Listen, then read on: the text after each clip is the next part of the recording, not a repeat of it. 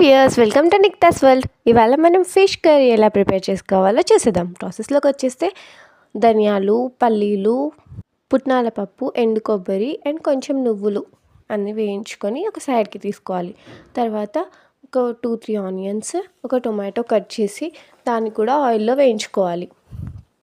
అవి అంతగా కాకుండా కచ్చపక్కగా వేగిన తర్వాతే సైడ్కి తీసుకోవాలి. సైడ్కి తీసుకొని మనం వేయించి పెట్టుకున్న మసాలా అండ్ ఆనియన్, టొమాటో అవన్నీ మిక్సీ జార్లో మిక్సీ పట్టేయాలి. నేను చింతపండు ఫస్ట్లోనే నానబెట్టుకున్నాను, ఆ వీడియో తీయడం మర్చిపోయాను. అండ్ ఎంత క్వాంటిటీ కావాలో అంత చింతపండు నానబెట్టుకొని సైడ్కి పెట్టుకోవాలి. ఇప్పుడు ఫిష్లో కొద్దిగా కారం, సాల్ట్, పసుపు, అల్లం వెల్లుల్లి పేస్ట్ వేసుకొని మంచిగా మిక్స్ చేసుకోవాలి.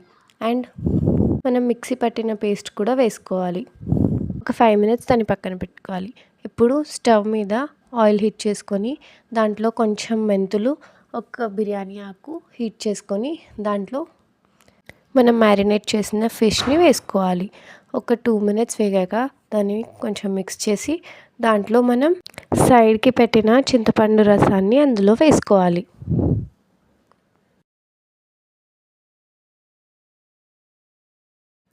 దాన్ని మిక్స్ చేయకుండా అలానే వదిలేసి ఒక 4 to 5 minutes ఉడకనివ్వాలి.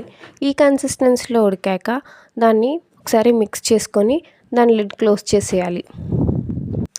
ఇప్పుడు అందులో ముక్కలన్నీ పైకి తేలేలా ఉడుకుతున్నప్పుడు అందులో కొంచెం వాము నలుపుకొని వేసుకోవాలి. అప్పుడు టేస్టీగా ఉంటుంది.